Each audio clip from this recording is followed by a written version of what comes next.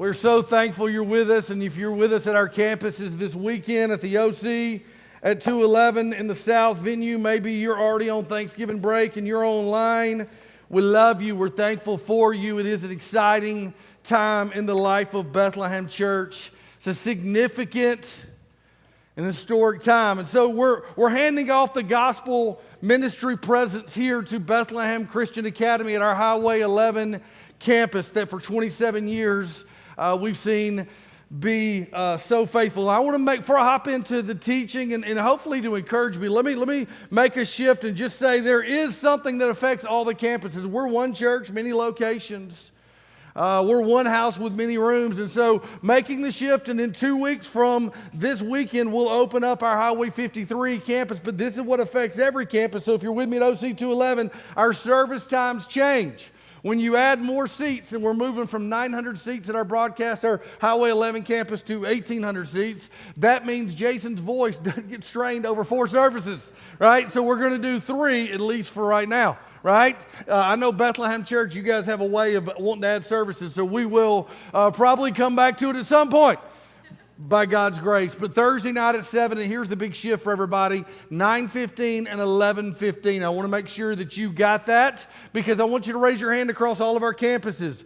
Beginning December 5th at 9:15 and 11:15, December 8th, I should say. Thursdays at 7 will remain at our 316 campus. 9:15 and 11:15 will happen across all of our campuses on December the 8th. And so across our campuses, raise your hand, everybody, if you don't mind, because when you raise your hand, just for a second, I know you're tired, you stood, and then you had when you raise your hand in school, what you're doing is you're telling the teacher you know something you want to answer, or you have a question. But this is what you're doing when you raise your hand. You are confessing you're a creature of habit.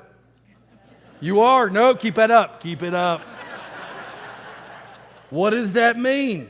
Especially if you come Sundays, you've come at 9:30 and 8 o'clock for a long time.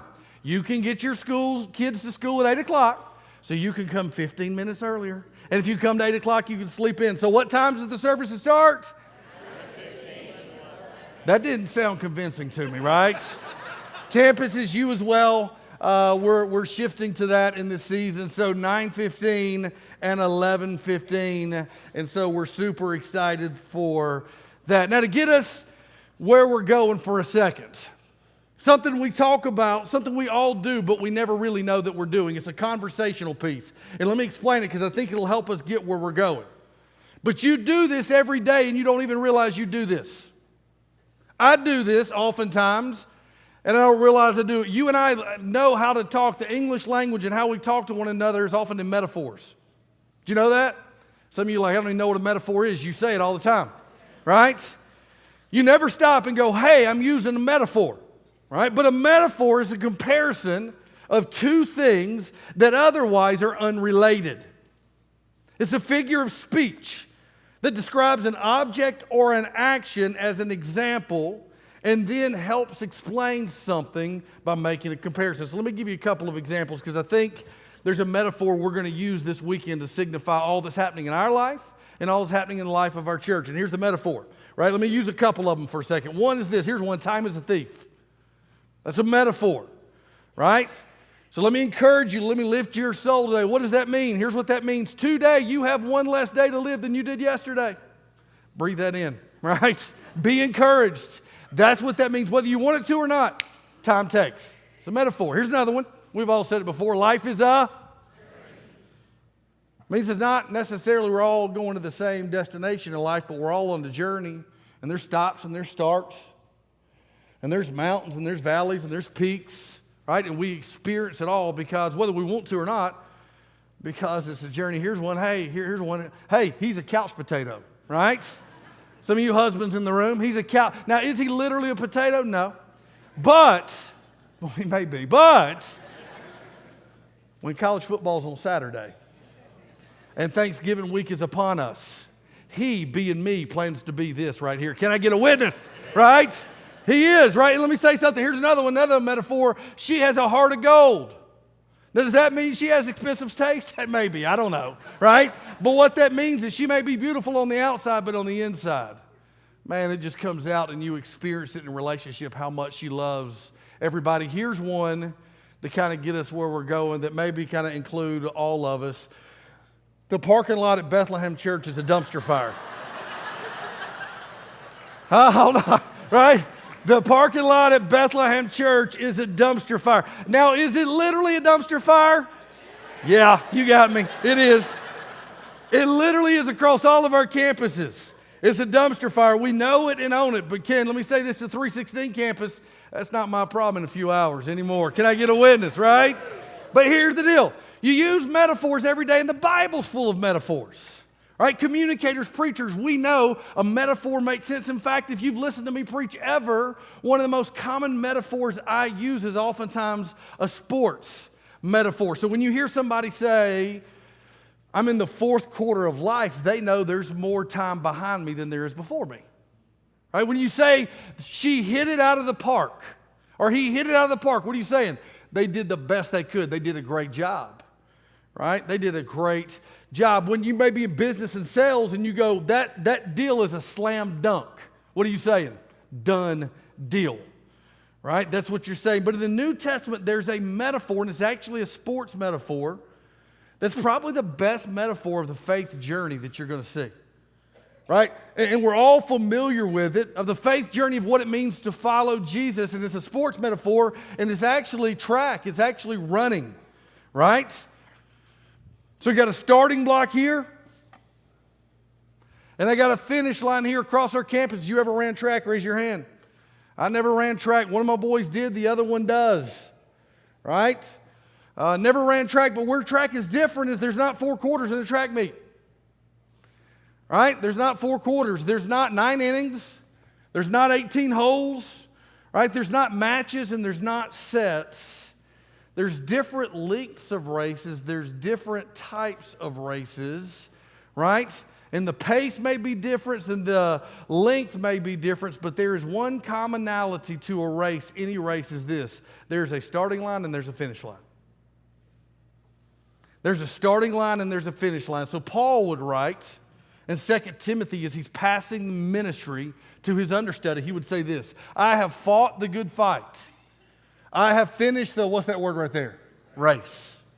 I have kept the faith. So here's Paul, and he's looking at the end of his life.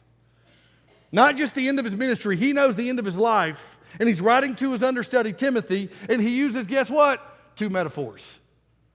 He uses 2 metaphors. He goes, since Jesus changed me on the road to Damascus, you can read about in Acts chapter 9, since he radically changed my life, since that happened, I have been given my whole life to the gospel, and at times it's felt like a fight. I've delivered a couple of gospel blows, but I've been knocked down too. And he says, and the reality is, I know I'm about to finish the race, but here's the most important thing. I have what? I have kept the faith. Paul uses earlier in his ministry the same metaphor of running when he writes to the church at Corinth. We talked about the church at Corinth. This was a church that was being more influenced by the culture than the church was influenced by the culture. Sound familiar? It was a church being more influenced by Corinth than they were doing the influencing. And so Paul writes them calling them to follow Jesus, and he uses the same metaphor. Check it out. 1 Corinthians 9 says this, do you not know that in a, what's that word right there? Race. All the runners run, but only one gets the prize.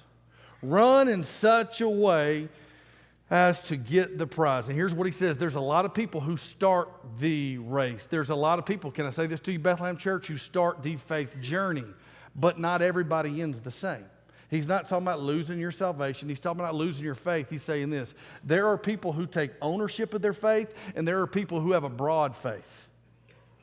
There are people who take personal ownership and possess a personal faith, right? And there are others who have an aimless, very American, broad faith, right? And what I'm thankful for is the pastor of Bethlehem Church for the last 13 years.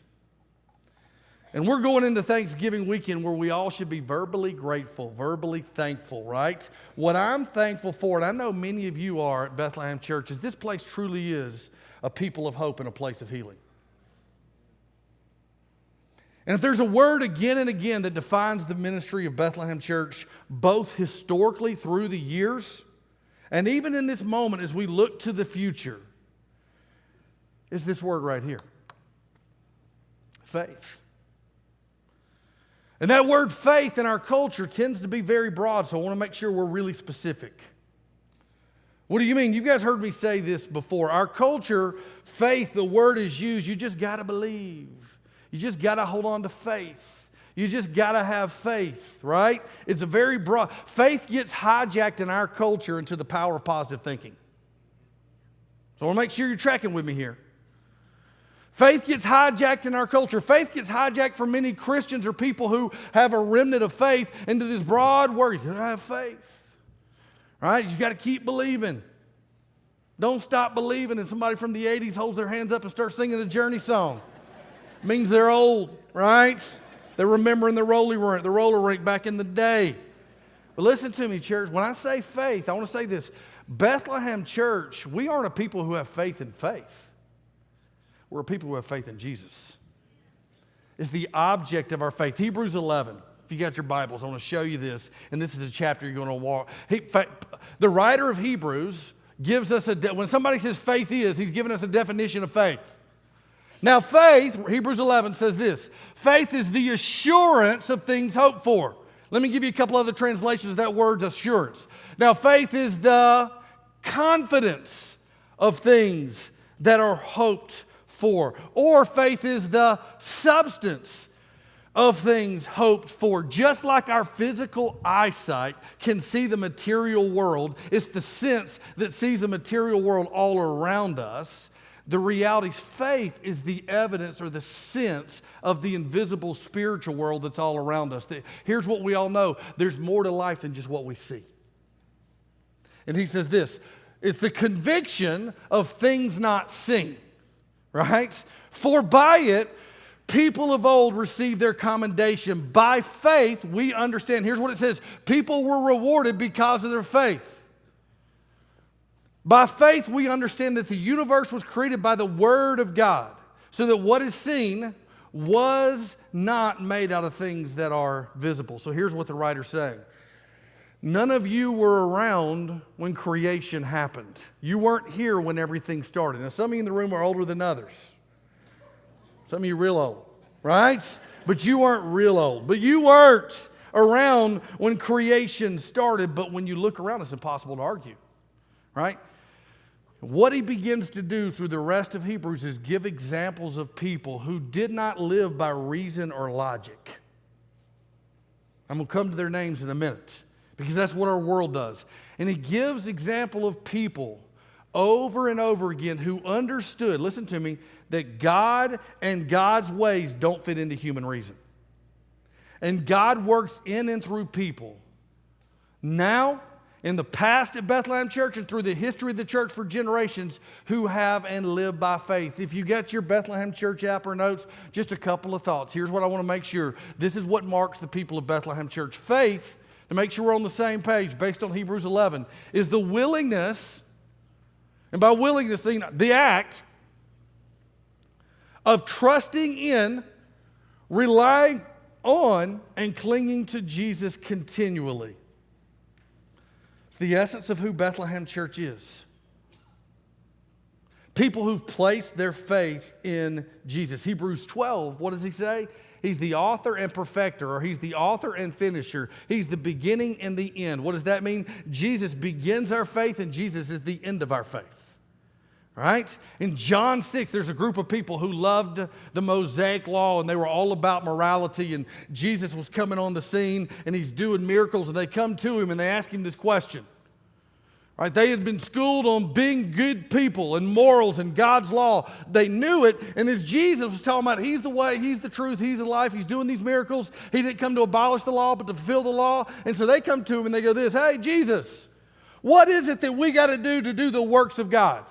There's a lot, but what do we got to do the works of God? Look at what Jesus says.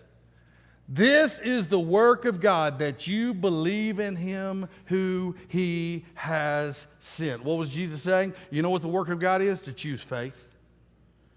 That you and I are not saved by morality or law keeping. We are saved by grace through faith.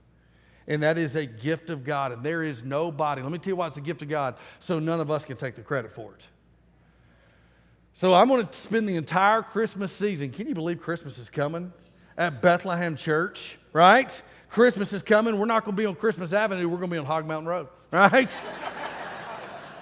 I just can't win out here, right? But listen, can I give you a simple truth that we miss and take for granted far too often? I'm going to talk about a lot at Christmas. Every other world religion, every other faith system and civilization basically comes down to this: how you can get to God, how you can make God happy, how you can get on the same page with God. And then here comes the Christian faith that flies in the face of it all and says this: you can't get to God, so he came to you. So he came to you. Listen to me. The starting line of faith, let's get the metaphor. The starting line of faith is when someone says yes to Jesus. What do I mean? The starting line of a faith journey is when someone says yes to Jesus, which means this: they possess a personal faith. And across all of our campuses, I know I'm still in the South, and the South isn't what it was 20 years ago. The Bible Belt, the buckle's falling off. But I want to make sure you hear me right here. You were not born into the faith. You haven't always been a Christian. Well, I was born and raised. That's talking about your mom and daddy, big man, not you. Right?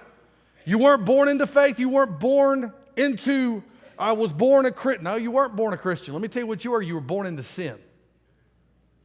You can show a picture of you when you were a baby and go, look how cute I was. Or you can show a picture of your grandbaby and go, look how cute she is. Look how cute. Listen, on the outside they're cute, on the inside they're rotten. Not my baby, I'm telling you, give it time. Right? And you know what that's called? That is called sin, and this is the gospel. That Jesus lived the life that you and I could not live. That Jesus came and lived a perfect life. And Jesus became our substitute, and my sin was my responsibility, and on the cross of Christ, Jesus made it his. And 3 days later, Jesus rose victoriously. And when you place your faith in him, take your trust off yourself, take your trust off your good works, take your trust off your denominational credits, right, credentials, take your trust off your background and place it all on Jesus, then you are saved. If you confess with your mouth that Jesus is Lord and believe in your heart God raised him from the dead, you are saved. I want to say this to you. Broad belief in God, broad belief in the man upstairs doesn't get you anything. Trust in Jesus gets you everything. And Bethlehem Church has always been a church that the thing that we celebrate the most through the years is when somebody says yes to Jesus. When somebody says yes to Jesus. In fact, you know this if you've been at baptisms or a party around here, or a party at all of our campuses. Just this year, we just went over 400 people being baptized last weekend just this year. It's a party, man. Ain't cool, right? And we celebrate it. New life, but hold on. Listen, let's just have a little fun. I don't know how this is going to work, but I want you to think about it. Because there's history. It's at OC, 211, all the campuses. Think about this. I want to make sure we know what we're a part of. If you were baptized at Bethlehem Church, as you went public with your faith at Bethlehem Church, or if, listen to me, you have a family member through the years, a wife, a husband, a son, a daughter, a brother, or sister, or if you have prayed for someone and they have been baptized at Bethlehem Church. Let me give you the three groups. If you were someone who you went public with your faith and said to the world, I'm a Jesus follower at Bethlehem Church through the years. If you've got a family member who went public, a brother, a sister, a husband, or wife, or if you have prayed for someone and you have seen them baptized at Bethlehem Church across all of our campuses, here's what I want you to do. I want you to stand up. Across all of our campuses. It's the beauty of the church right there.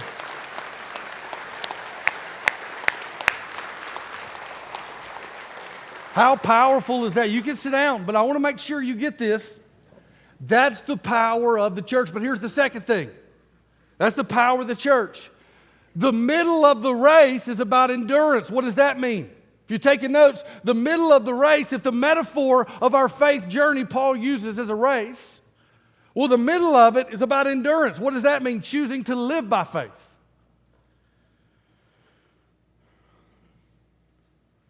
See, faith isn't static or bound by a one-time decision. Faith is active. It's in motion.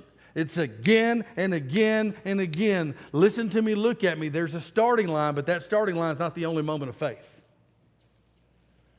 When Jesus chose his disciples, he called them to leave their lives as they knew it and followed him. There was no prayer at the end of a service. There was no accent on the starting date, no emphasis on the starting. There was no wordsmithing. There was something in his invitation that was so compelling to follow him. They obeyed his command and came after him by faith. What does Paul say in 2 Corinthians 5? He says this, you and I, we walk by faith, not by sight.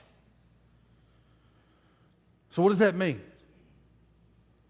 When you choose to believe God knows best and God's ways are best, and you align your life under that and obey, you know what that's called? Living by faith. When you choose to love others, that's really hard to love. Anybody know somebody like that that's hard to love? Can I get a witness? Not the person sitting next to you. I know you love them and they're easy to love. But all of us have people in our life that are hard to love. And when you choose to love that person that's hard to love, let me tell you what that is. That's called choosing the way of Jesus and living by faith, not by reason or logic. Reason or logic says there's an idiot right there, and I don't want to like them, but the love of Jesus says I choose to love people, right? What is that called? Living by faith. When I pray as a first response and not a last resort, when you pray in your life as a first response, not a last resort, can I tell you what that's called? Living by faith. When I live open-handed and generous in all things, like we talked about last week, what does that mean? I trust God with everything. What does that mean? I'm living by. And the writer of Hebrews gives a ton of examples through the years of people who've lived by faith. If you're new to church, you may not know their names. If you've been walking with Jesus for some time, his names like Noah and Abraham and Sarah and Joseph and Moses. Some people we know well and others we don't. And when you're in the faith, what you see, Hebrews 11 is a beautiful passage because it's either you're in the race or you're cheering for those in the race. That's what faith is. But I want to make sure everybody listens to me across all of our campuses, not mistaking the power of Bethlehem Church. Hebrews 11 isn't a picture of people who had perfect faith. And I won't anybody ever miss this. Bethlehem Church is not full of people who've had perfect faith. It's not led by a pastor who's got perfect faith. What do you mean? See, I wish sometimes we think live by faith, and I don't know if I'm living by faith, I want to. And I think in our world sometimes we think, oh, living by faith is this. The starting line, yes to Jesus, and I just keep following day after day after day after day until I get to the cross, right? And it's one step after the next, and I just trust him, and I'm following him, and it's up and to the right. That's living by faith. Can I tell you, and I've pastored for a while, and I've been following Jesus for a little bit, what most faith's journey actually look like? That. That right there. You know what you and I are? We're a bundle of paradoxes. We believe and we doubt. We hope and we get discouraged. We love and we hate. We feel bad about feeling good. We feel guilty about not feeling guilty enough. We're honest, but we still play games. We're self-aware, and sometimes we're self-assessed. If that's you, you're awesome. That's most of us. Right? And here's the thing. Faith isn't about perfection, it's about obedience. Faith isn't about outcomes, it's about obedience. Faith isn't about predicting the future, it's about trusting the one who holds the future. Right? And this church is marked by people that sit around this room and sit at our campuses. It's our story individually, but it's our story collectively. Because I want everybody to listen to me, it was by faith in 1904 that a group of people in a small farming community launched Bethlehem Church. And I want you to listen to this part right here. I could not tell you one of their names. In 1904, there was a small group of people that launched Bethlehem Church over 100 years ago. And here's what I want you to hear. I couldn't tell you a one of their names. And 100 years from now, nobody's going to know your name or mine either. But what they'll experience is our faith. Because you and I are a product of people's faith. In 1997, a small group of people, after their church was struck by lightning and burnt down across the street, 316, and opened the doors to a Highway 11 campus, what we now call the South Venue, and built a church way bigger than anybody thought they really needed. There was about 80 of them at the time. And by faith, in 2000, there was a little preschool that would launch out of this church. And by faith, in 2014, we would repurpose what they call, if you're Baptist, you know this, a fellowship hall. We would repurpose it into a dual worship center, a dual venue. And nobody in these ever parts had ever heard of a dual venue. And we began to worship in two places. And in 2017, by faith, this same church found the last piece of land that was called a prayer garden at the time. And we said, made a garden, let's make it a worship center. And we built a 900-seat worship center on the last piece of land that we had. And at the same time, by faith, a small group of people at Bethlehem Baptist Church would envision that their future looked different and that God was calling them to a new place. And by faith in 2017, when we opened this room, we simultaneously launched Highway 211 campus. And this weekend at the Highway 211 campus, there was 30 people that joined to be a part of it. This weekend, more than 800 people will gather there to worship Jesus. Right? By faith. By faith. And more than 200 have been baptized the last 7 years. And by faith in 2019, a small group of people at Riverstone Church in Oconee County would see a different future. And they would partner and become a Bethlehem Church Oconee campus. And this weekend, more than 800 people at Oconee County will worship Jesus together by faith. And in the last 5 years, more than 100 people have been baptized by faith. In 2020, when the world stopped because of a pandemic and the divisions of our culture infected the churches all over our country as churches divided in anger, by faith, in 2020, Bethlehem Church stayed united. And even though we didn't meet for 3 months, Bethlehem Church continued to pray and to serve, and we came out of COVID with 2,000 more people than we did when we went in, right? And by faith, in 2022, Bethlehem Church purchased 35 acres 2 miles down the road because that little preschool wasn't a little preschool anymore. And the church had done 4, 5, and 6 services, and we were all out of room. And by faith, in the same year that they would open up a brand new building, tragedy would struck their community. And by faith, in September at Appalachia High School, we experienced a tragedy in our community where we lost people to a senseless act of violence. And by faith, you embodied during that time what it meant to be a people of hope and a place of healing. And we've baptized countless people the last few months because God takes what the enemy means for evil and he uses it for good. Listen to me. And by faith, we hand the baton, somewhere, I guess I already gave it to him. By faith, we hand the baton of ministry and this piece of property to Bethlehem Christian Academy, and we step into a brand new worship center. Listen to me specifically just for a second at 316. We are not closing the book and starting a new book. We're turning a chapter. You know what that's called? Living by faith. Right? That's what this weekend's about, and there is a finish line as we close. And the finish line of faith is when you see Jesus face to face. That's the finish line.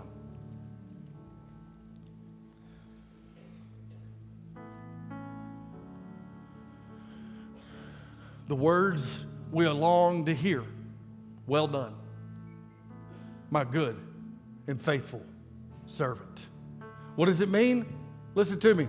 The finish line of faith is when you see Jesus face to face. The reward is for those who are faithful. They are the ones that are commended. If the metaphor of our faith journey is a race, where are we? Pastor, as a church. I don't know where you are. I hope this has happened in your life. If not, it can happen this weekend across all of our campuses. The starting line. But where are we? Here's the news flash.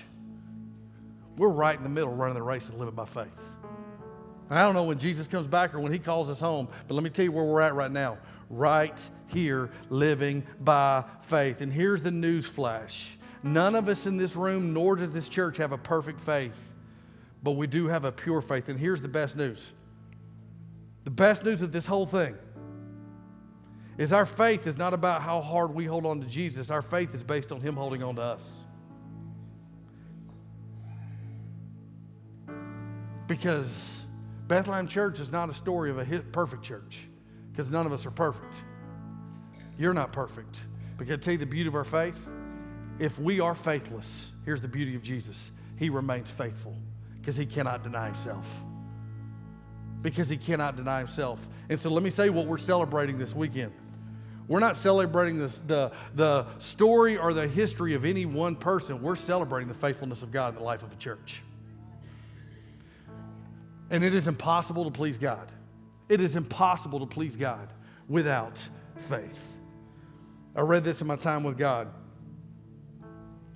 God doesn't love us to the degree that we are like Christ. Rather, God loves us to the degree that we are in Christ. And that is always 100%. So we celebrate the goodness and the faithfulness of God. In your faith journey, have you placed your faith in Jesus? Bethlehem Church is a story that's a church of faith that keeps stepping forward and living by faith. There's a song I won't sing.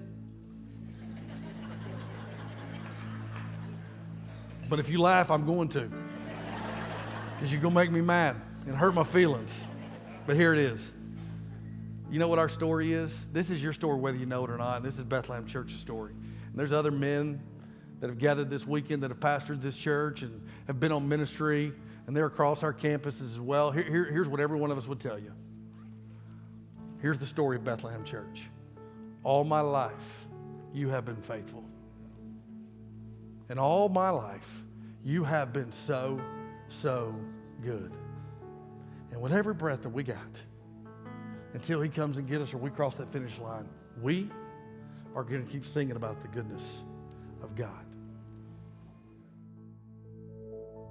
This building is not just walls. It's not just floors. It's not just a roof. It's a place where God has shown up time and time again. From humble beginnings to where we stand today, God has been writing his story through us and maybe even in us. In these rooms, every child, every person has known they are loved. Our special needs ministry has shown the heart of Jesus where everyone belongs. Our kids have danced and they've laughed and they've learned about God, a God who knows them by name. In homes and around small tables, people have become the heartbeat of this church. These groups have become the heartbeat of this church. Friendships formed, lives changed, and prayers answered. And in these waters, story after story of life change. New life in Christ, old becoming new. And this building has been a place of faithfulness, God's and ours. But it's never been about a building. It's always been about his people, about his purpose, and even more, his presence. And as we close this chapter, we do so with hearts full of gratitude for all God has done, with great anticipation for what's to come.